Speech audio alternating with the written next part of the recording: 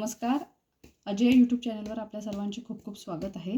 आज आपण बघणार आहोत इयत्ता 4थीचा मराठीचा दुसरा धडा, ज्याचं नाव आहे लोकमान्य टिळक. चला तर मग आपण सुरुवात करूया. टिळकांचे जन्मनाव केशव होते.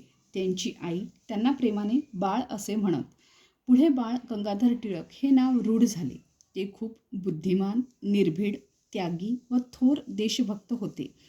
ते विद्वान, व्यासंगी आणि सत्यप्रिय होते. एकदा शाळेत शिक्षक बाहेर गेले असता मास्तरांनी टर्फल कोणी टाकली म्हणून विचारले असता कोणीच कबूल होईना. तेव्हा प्रत्येकाला मास्तर छड्या देऊ लागले. छडी खाण्याची टिळकांची पाळी आली तेव्हा त्यांनी हात पुढे केला नाही.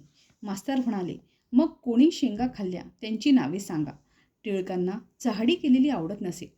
टिळक म्हणाले, मी छड्याही खाणार नाही व कोणाची नावेही सांगणार नाही. मास्तरांनी त्यांना घरी जायला सांगितले. शरीर सुदृढ, बलवान, शक्तिवान असले पाहिजे अशा विचारसरणीचे ते होते. प्रथम त्यांचे शरीर दुबळे व अशक्त होते. त्यांनी अभ्यास बाजूला ठेवून व्यायाम सुरू केला. ते शरीर बलवान होण्यासाठी कुस्ती खेळू लागले. त्यांनी पोहण्याचा व्यायाम सुरू केला. त्यांचे शरीर सुदृढ झाले. राष्ट्राची, समाजाची सेवा करावयाची असेल तर शरीर सुदृढ असले पाहिजे असे त्यांचे मत होते.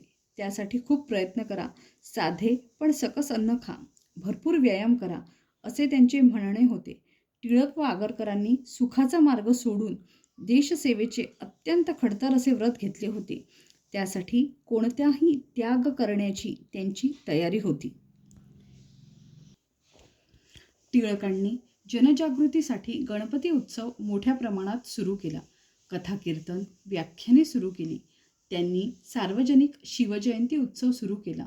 लोकात उत्साह संचारला. ते गुप्तपणे क्रांतिकार्याला पाठिंबा देत होते. टिळक सतत उद्योग करीत असत. 1880 साली आगरकर व चिपळूणकरांनी मिळून न्यू इंग्लिश स्कूलची स्थापना केली. 1885 रोजी फर्ग्युसन कॉलेज स्थापन केले. या कॉलेजमधून सुशिक्षित कार्यकर्ते निर्माण करण्याची टिळकांची इच्छा होती. 1915 रोजी जूनमध्ये टिळकांनी लिहिलेल्या गीता रहस्य या ग्रंथाची पहिली आवृत्ती बाहेर पडली. मंडालेच्या तुरुंगात त्यांनी या ग्रंथाची निर्मिती केली. गीता रहस्य या ग्रंथाने टिळकांना खूप कीर्ती मिळवून दिली. टिळकांनी स्वराज्य हा माझा जन्मसिद्ध हक्क आहे व तो मी मिळवणारच हा मंत्र देशाला दिला. त्यांना हिंदी असंतोषाचे जनक म्हणत. गांधीजींनी असहकारासाठी साऱ्या राष्ट्राला उठवले. त्यावेळी टिळक खूप आजारी होते. 31 जुलै 1920 रोजी मध्यरात्री त्यांना देवाज्ञा झाली.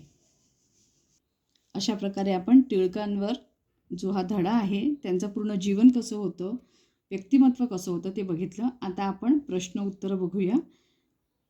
पहिले विरुद्धार्थी शब्द. बुद्धिमान विरुद्ध मठ्ठ, पुढे विरुद्ध मागे, भरपूर कमी, सत्य असत्य, दुबळे विरुद्ध सशक्त. आता रिकाम्या जागी योग्य शब्द लिहा. टिळकांचे जन्मनाव केशव होते. शरीर बलवान होण्यासाठी ते कुस्ती खेळू लागले. साधे पण सकस अन्न खा, भरपूर व्यायाम करा. टिळकांनी सार्वजनिक उत्सव सुरू केले. टिळकांना त्यांची आई प्रेमाने काय म्हणायची?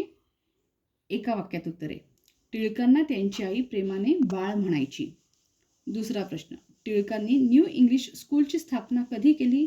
टिळकांनी न्यू इंग्लिश स्कूलची स्थापना 1880 मध्ये केली. टिळकांनी तुरुंगामध्ये कोणता ग्रंथ लिहिला? टिळकांनी तुरुंगामध्ये गीता रहस्य हा ग्रंथ लिहिला.